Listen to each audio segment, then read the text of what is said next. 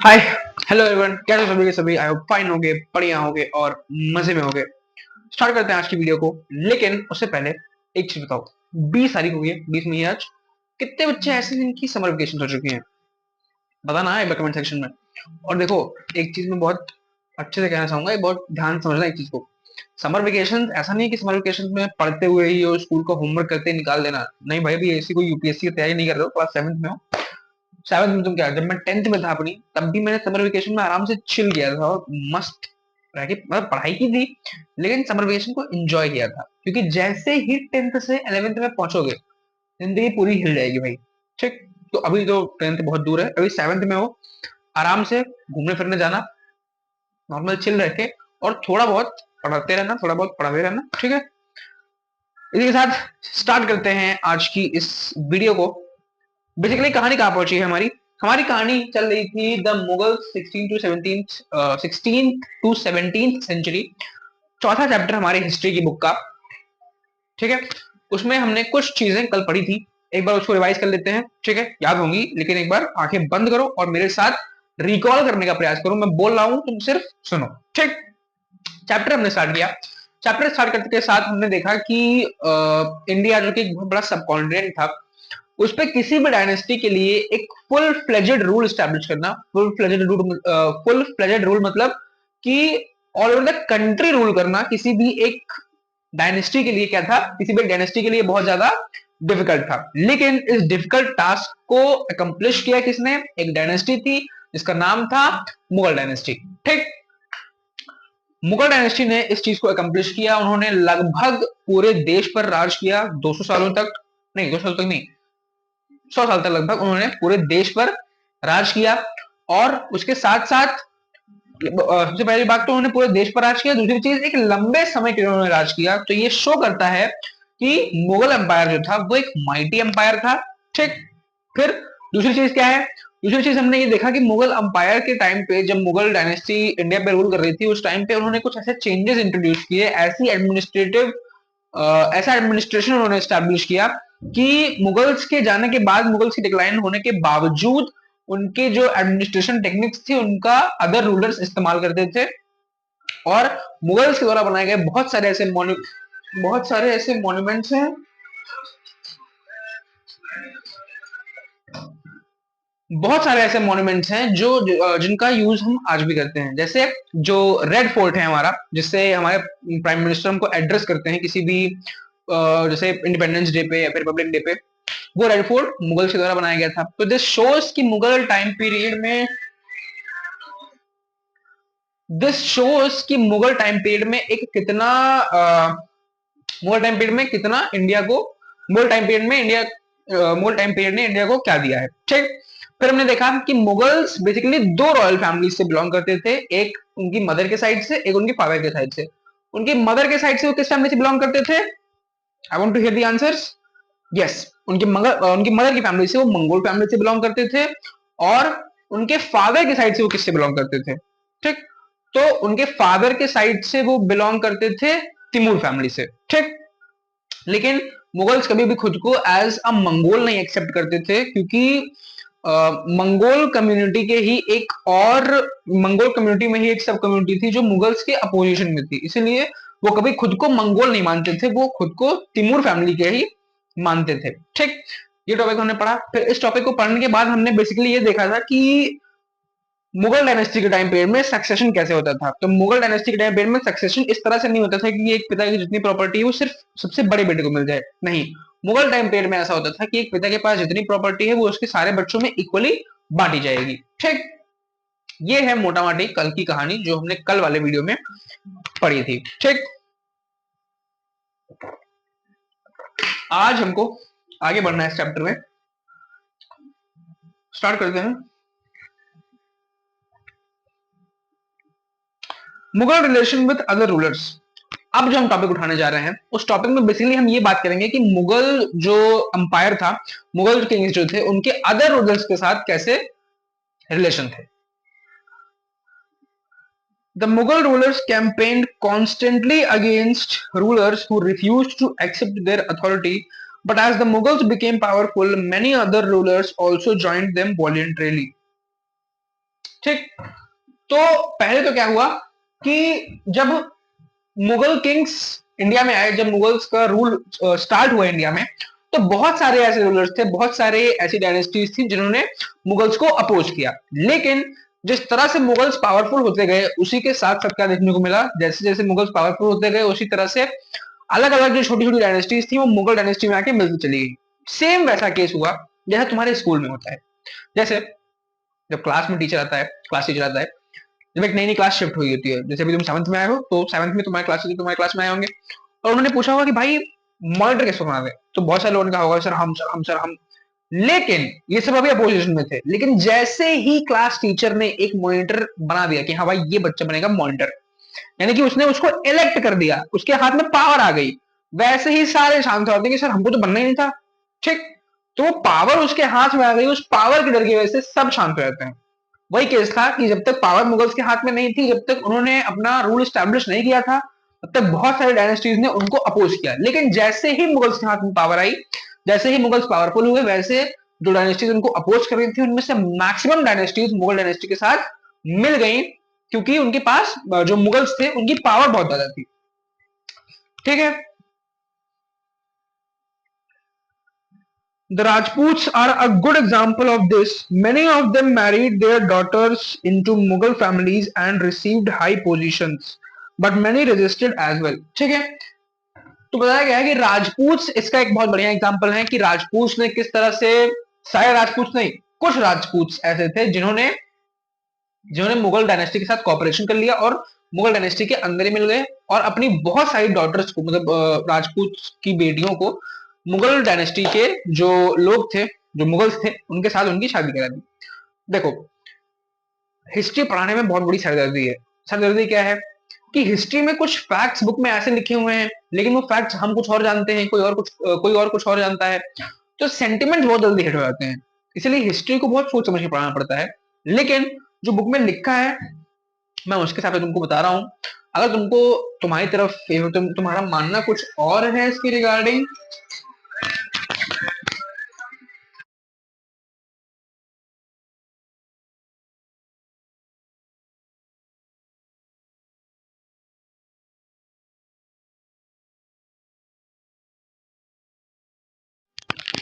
भाई साहब क्लास के टाइम पे इतने फोन आ रहे ना, मैं परेशान हो रहा हूँ, है ना।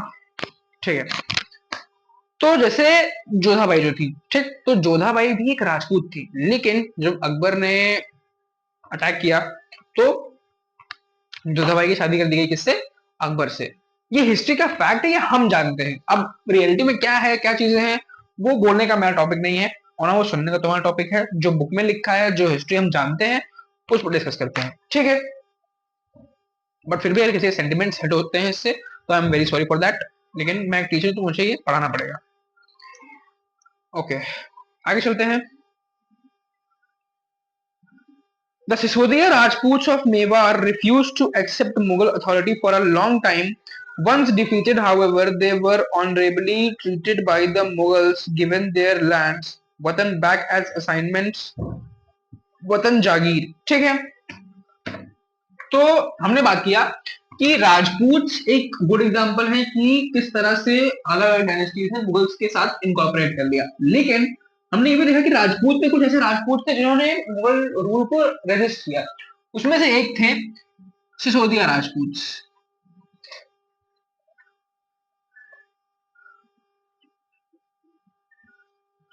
सिसोदिया राजपूत, सिसोदिया राजपूत एक ऐसी कम्युनिटी थी राजपूत की जिन्होंने मुगल रूल को रेजिस्ट किया और मुगल्स के साथ इनकॉर्पोरेट करने से मना कर दिया।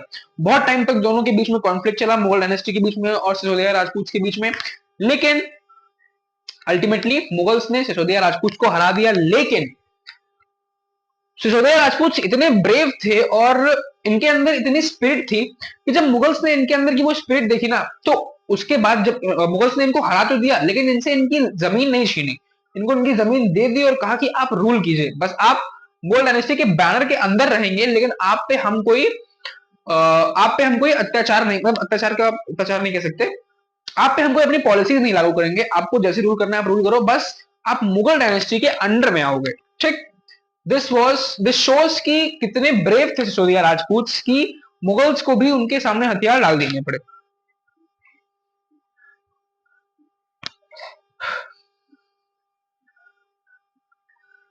The careful balance between defeating but not humiliating their opponents enabled the Mughals to extend their influence over many kings and chieftains, but it was difficult to keep this balance all the time। ठीक है, तो ये बताया गया है कि Mughals एक ऐसी डायनेस्टी थी, मुगल रूलर्स ऐसे रूलर्स थे जो एक बहुत अच्छा बैलेंस मेंटेन करके चलते थे।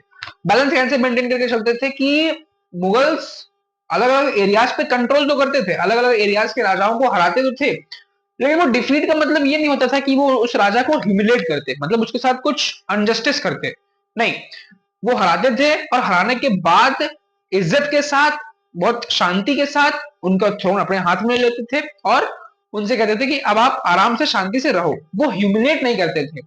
कुछ रूलर्स, कुछ डायनेस्टीज इंडिया में ऐसी आई हैं जिन्होंने एक्सट्रीम ह्यूमिलेशन किया है इंडियन पीपल के साथ। जैसे फॉर एग्जांपल गजनी का नाम सुना है? गजनी का, जब गजनी इंडिया में आया था तो उसने एक्सट्रीम ह्यूमिलेशन परफॉर्म किया था।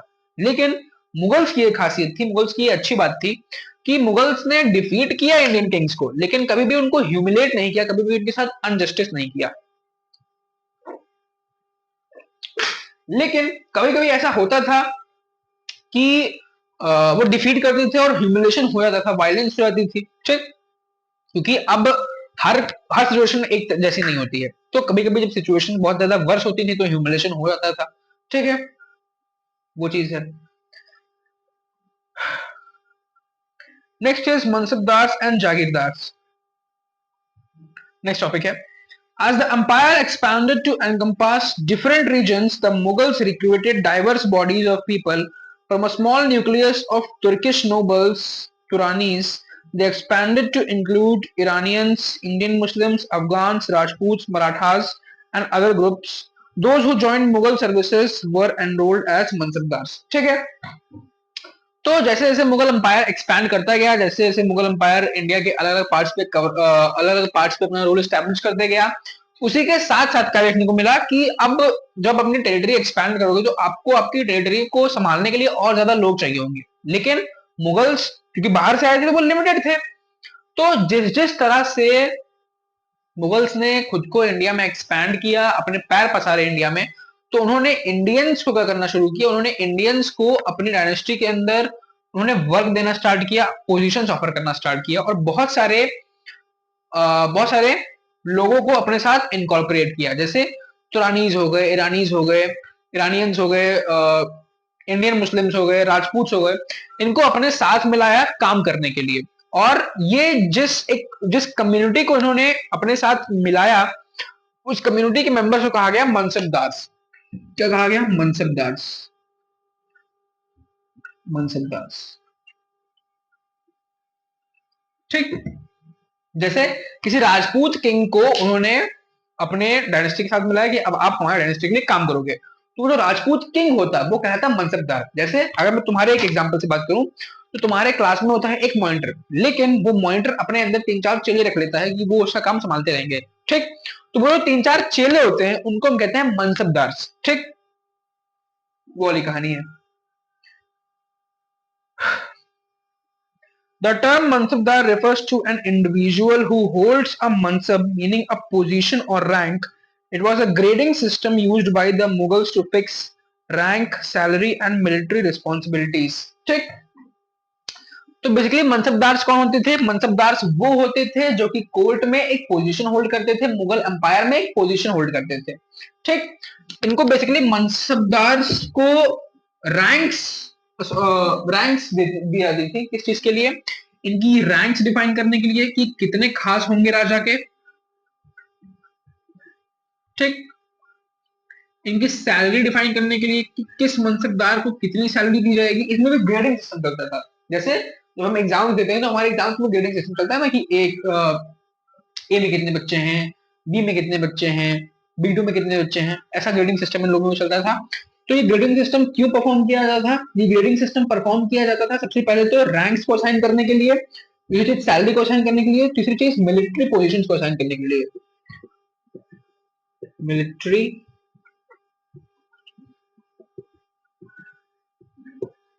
पोजीशंस को असाइन करने के लिए, ठीक।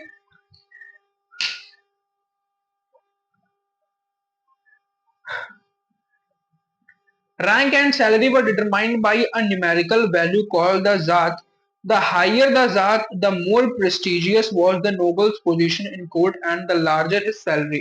ठीक, तो इन तीनों चीजों को डिटरमाइन करने के लिए किस चीज का यूज किया जाता था कि कितनी सैलरी किसी मनसबदार को मिलेगी, किसी मनसबदार की क्या रैंक होगी, किसी मनसबदार को कितनी मिलिट्री पोजीशन दी जाएगी, इन सबको डिफाइन करने के लिए एक न्यूमेरिक वैल्यू लगाई जाती थी जिसको कहा जाता था जात, ZAT। बेसिकली ये क्या चीज होती थी, ये ही वो ग्रेड होता था जिस ग्रेड के अकॉर्डिंग इनको अरेंज किया जाता था कि सबसे ज्यादा सैलरी किसकी होगी, सबसे कम किसकी होगी। बेसिकली ये ग्रेडिंग सिस्टम था। जात एक तरह की ग्रेड थी, जैसे हमको ग्रेड मिलती है ABCD, वैसे जात एक तरह की ग्रेड थी। जिस मनसबदार की जितनी ज्यादा जात होती थी उसको उतनी ज्यादा सैलरी मिलती थी, उतनी ज्यादा उसकी रैंक होती थी, उतनी ज्यादा उतनी हाई मिलिट्री पोजीशन उसको असाइन की जाती थी, ठीक है।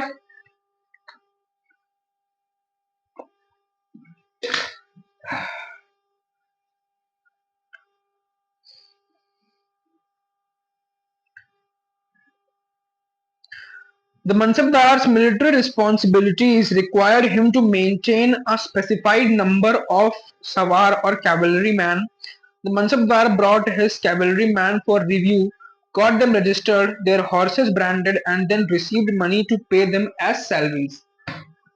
तो बेसिकली मनसबदार का काम क्या होता था, मिलिट्री पोजीशंस में बेसिकली ये कैवलरी मैन को अपॉइंट करते थे।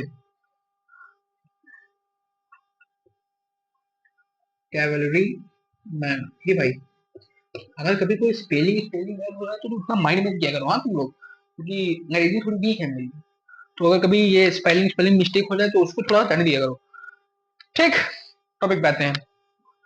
मिलिट्री पोजीशन में बेसिकली मनसबदार का काम क्या होता था, मनसबदार का काम होता था कैवलरी मैन को अपॉइंट करना। कैवलरी मैन कौन होते थे, जब कोई वॉर लड़ते थे मुगल्स तो वो एक स्पेशल टाइप के सोल्जर्स जो घोड़े पे चढ़ के वॉर लड़ते थे, घोड़सवार जो होते थे, उनको कहा जाता था कैवलरी मैन। तो इन मनसबदार का काम क्या होता था कि वो कैवलरी मैन को अलग अलग जगह से पकड़ के लाएं, उनका ट्रायल लें, उनको स्टाम्प प्रोवाइड करें, उनके घोड़ों की ब्रांडिंग करें और फिर उनको सैलरी प्रोवाइड करें, ठीक। बेसिकली कैवलरी मैन का काम देखने का काम होता था इन मनसबदार का। अलग अलग तरह के मनसबदार होते थे लेकिन कुछ तरह के मनसबदार का काम ये होता था। Mansabdars received their salaries as revenue assignments called jagirs, which were somewhat like iktas, but unlike muktis, most mansabdars did not actually reside in or administer their jagirs. ठीक, तो अब बेसिकली इन मनसबदार्स के पास सैलरी कहां से आती थी इन कैवलरी मैन को देने के लिए, तो इन मनसबदार्स को जागीर्स अपॉइंट की जाती थी। इन मनसबदार को जागीर अपॉइंट की जाती थी। अब जागीर क्या होती थी भाई साहब, और देखो दिखाता हूं तुमको। जैसे मान लो ये है मुगल अंपायर, ठीक, दिख रहा है, दूसरा मार्कर निकालू क्या, मार्कर बहुत है अपने पास, मिटा देते हैं इसको। जैसे मान लो ये है पूरा मुगल अंपायर, ये और मार्कर है, ये है पूरा मुगल अंपायर। अब इस मुगल अंपायर के थोड़े थोड़े पार्ट्स बांट दिए गए, ये ऐसे पार्ट बांट दिए गए। ये पार्ट किस बेसिस पे बांटे गए, ये पार्ट बांटे गए बेसिकली कि किस एरिया से रेवेन्यू कलेक्ट होगा। तो मान लो इस एरिया से रेवेन्यू कलेक्ट हो रहा है, इस इतने एरिया से मान लो रेवेन्यू कलेक्ट हो रहा है, तो इतना एरिया एक जागीर कहलाता था। ये एक जागीर, ये एरिया दूसरी जागीर, ये एरिया तीसरी जागीर। तो बेसिकली जागीर क्या होता था, जागीर एक फिक्स्ड एरिया होता था जहां से एक मनसबदार रेवेन्यू कलेक्ट करता था, ठीक।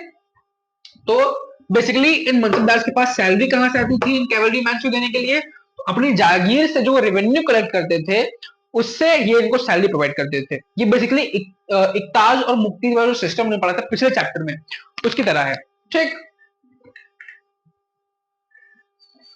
बट वहां पे हमने देखा था कि मुक्तीज का, वहां पे हमने देखा था कि मुक्तीज का जो पूरा कंट्रोल, इक्ताज का जो पूरा कंट्रोल होता था वो मुक्तीज के पास होता था। लेकिन यहां हम क्या देखते हैं कि जागीर का पूरा कंट्रोल इन मनसबदार के पास नहीं होता था, ठीक। जागीर का पूरा कंट्रोल इन मनसबदार के पास नहीं होता था, okay. The mansabdar brought his cavalry man, अच्छा नहीं ये हो चुका है ना, कहाँ थे? They only had rights to the revenue of their assignments, which was collected for them by their servants, while the mansabdars themselves served in some other part of the nation. ठीक है, उनके पास एक लिमिटेड एक्सेस होता था इस revenue का जो जागीर से आता है, और ये लिमिटेड एक्सेस उनको कौन देता था? ये रेवेन्यू कलेक्ट करने का काम कौन करता था? उन मनसबदार से जो सर्वेंट्स होते थे वो बेसिकली ये रेवेन्यू को कलेक्ट करने का काम करते थे. In Akbar's reign, these Jagirs were carefully assessed so that their revenues were roughly equal to the salary of the mansabdar. ठीक, तो अकबर के टाइम पीरियड में क्या होता था? अकबर के टाइम पीरियड में जो जागीर्स होती थी, जो एरियाज होते थे, इनको प्रॉपर्ली असेस किया जाता था, इनका प्रॉपर्ली मेजरमेंट किया जाता था कि, और ये मेजरमेंट क्यों किया जाता था? ताकि इस एरिया से जितना रेवेन्यू आ रहा हो वो लगभग रफली इक्वल हो किस चीज के, जितनी सैलरी एक मनसबदार के पास जाएगी उतना उतना इक्वल होना चाहिए इस जागीर में. ठीक, उस जागीर का रेवेन्यू उतना बराबर होना चाहिए. By Aurangzeb's reign, this was no longer the case, and the actual revenue collected was often less than the granted sum. There was also a huge increase in the number of mansabdars, which meant a long wait before they received a जागीर. ठीक है, लेकिन अब जब औरंगजेब का time period आया ना, तो औरंगजेब के टाइम पीरियड में दो चीजें गलत हो गई. क्या चीजें गलत हो गई? सबसे पहली चीज तो जागीर से जितना रेवेन्यू कलेक्ट होता था उससे ज्यादा सम क्या होता था? उससे ज्यादा सम का इन मनसबदार को सैलरी दी जाती थी. ठीक, पहली दिक्कत. दूसरी दिक्कत क्या होती थी कि मनसबदार औरंगजेब के टाइम पीरियड तक मनसबदार बहुत ज्यादा बढ़ गए थे, लेकिन जागीर कम थी, जिसके चलते एक मनसबदार को जागीर मिलने में, यानी कि मनसबदार को एरिया मिलने में बहुत टाइम लगता था, जिससे वो सैलरीज लेट से रिसीव करते थे. तो ये दो दिक्कतें बेसिकली कहां पे आ रही थी? औरंगजेब के टाइम पीरियड में.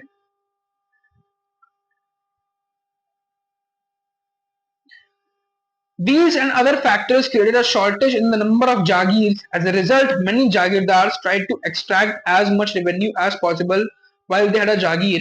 Aurangzeb was unable to control these developments in the last year of his reign, and the peasantry therefore suffered tremendously. ठीक, तो ये सारी सिचुएशंस बन रही थी कि जागीर्स कम पड़ जा रही थी, जागीर्स का आने वाला रेवेन्यू कम पड़ जा रहा था. इसके चलते क्या देखने को मिलता है कि जो मनसबदार होते थे, जो जागीरदार होते थे, उनके अंदर लालच आ गया कि वैसे ही जागीर कम है, कहीं हमको हटा दिया तो हमारे जागीर से पैसे आना बंद हो गए. तो उसके चलते ये जागीर के अंदर जो लोग होते थे जिनसे वो रेवेन्यू कलेक्ट करते थे, उनपे वो बहुत ज्यादा ह्यूमिलेशन करना स्टार्ट कर दिया. उन्होंने बहुत ज्यादा रेवेन्यू कलेक्ट करना स्टार्ट कर दिया ताकि अपनी जेबें भर ले वो, इससे पहले कि उनसे जागीर छीन ली जाए. ठीक, जैसे एक बहुत अच्छा केस बताता हूँ. हाँ, जब कोई एक व्यक्ति रिटायर होने वाला होता है ना सरकारी जॉब में, तो रिटायरमेंट के टाइम पे इतना करप्शन करता है भाई, इतना करप्शन करता है. क्यों? क्यों चाहता है कि भाई अब तो रिटायर होने वाला हूँ, अब तो इनकम बंद होने वाली है, इनकम बंद होने से पहले इतना भर लो, इतना भर लो कि मरते टाइम तक खाएं. वही सेम कंडीशन थी यहाँ पे कि जब मनसबदार को लगता था कि उनसे जागीर छीन जाएगी. क्यों? क्योंकि जागीर की हो चुकी थी कमी, तो वो जागीर से बहुत ज्यादा रेवेन्यू एक्सट्रैक्ट करने लगते थे, जिसके चलते औरंगजेब के जो लास्ट ईयर्स थे उस टाइम पीरियड में पीजेंट्स पे जो रेवेन्यू पे करते थे उन पे बहुत ज्यादा क्या पड़ने लगा, बहुत ज्यादा उन पर प्रेशर पड़ने लगा. ठीक है, ठीक है, तो ठीक है, फिर एंड करते हैं आज की क्लास को. कोई हिलेगा नहीं बेटा, गोली मार दूंगा. एंड करते हैं आज की क्लास को, लेकिन उससे पहले एक बार रिकॉल कर लेते हैं यार, तुम लोग बड़ी जल्दी रहते हो यार. ठीक है, चैप्टर नहीं, आज का टॉपिक हमने स्टार्ट किया तो हमने देखा कि कौन कौन से वो रूलर्स थे जो मुगल के साथ मिल गए. मुगल के साथ क्यों मिले? क्योंकि मुगल पावरफुल होते गए तो बहुत सारे रूलर्स उनके साथ मिलते गए. लेकिन एक ग्रुप था जो उनके साथ नहीं मिला, जो था सिसोदिया राजपूत का. सिसोदिया राजपूत को मुगल हरा देते हैं, लेकिन हराने के बावजूद वो मुगल इनकी जमीन पे अपना कब्जा नहीं करते हैं, क्योंकि इनकी ब्रेवरी को देखते हुए वो इनको जमीन वापस लौटा देते हैं. ठीक, फिर हमने देखा मनसबदार का सिस्टम था. तो जब मुगल्स ने एक्सपैंड किया खुद को तो उन्होंने मनसबदार अपॉइंट किए. मनसबदार अपॉइंट किए गए किस चीज के लिए? ताकि वो मिलिट्री पोजीशंस में कैवलरी मैन को देख सकें और एडमिनिस्ट्रेशन संभाल सकें. अब मनसबदार की रैंकिंग होती थी, उनकी ग्रेडिंग होती थी किस बेसिस पे? जात के बेसिस पे. जात बेसिकली क्या होती थी? जात बेसिकली एक ग्रेडिंग सिस्टम होता था, नंबर्स होते थे जो दिए जाते थे किसी मनसबदार को. जितना ज्यादा किसी मनसबदार की जात होती थी उतनी ज्यादा उसकी रैंक होती थी, उतनी ज्यादा उसकी सैलरी होती थी, और उतनी ही उसकी हाई पोजीशन होती थी किसमें? मिलिट्री में. ठीक। फिर हमने देखा कि अकबर के टाइम पे हाँ, इन मनसबदार को बेसिकली जागीर से अपॉइंट किया जाती थी। जागीर क्या होती थी? जागीर बेसिकली स्पेसिफिक एरियाज होते थे जहां से वो मनसबदार रेवेन्यू कलेक्ट कर सकते थे। अकबर के टाइम पीरियड में सब कुछ बढ़िया चल रहा था, जागीर से जितना रेवेन्यू आता था उतना मिलिट्री उतना इन मनसबदार के पास चला जाता था एडमिनिस्ट्रेशन संभालने के लिए। लेकिन जैसे ही औरंगजेब का टाइम पीरियड आया उसमें दो चीजें गलत हो गई। क्या चीजें गलत हो गई? सबसे पहली तो कि जागीर से जितना रेवेन्यू आता था उससे ज्यादा कहां जाता था? मनसबदार के पास। दूसरी चीज, मनसबदार बहुत ज्यादा बढ़ गया, इसके चलते जागीर कम हो गई। अब इसके चलते जब लोगों ने देखा कि उनकी पोजीशन चली जाएगी तो उन्होंने अपनी जागीर से बहुत ज्यादा एक्सट्रैक्ट करना स्टार्ट कर दिया, जिसके चलते क्या देखने को मिला? जिसके चलते ये देखने को मिला कि जागीर के अंदर जो पीजेंट्स थे उन पर बहुत ज्यादा प्रेशर पड़ गया। क्यों? क्योंकि उनसे रेवेन्यूज बहुत ज्यादा कलेक्ट करना स्टार्ट कर दिया गया। ठीक है, यही कहानी थी आज की। आप एंड करते हैं आज की क्लास को। Thank you very much. आज की क्लास में इतना ही, मिलते हैं नेक्स्ट क्लास में। बाय।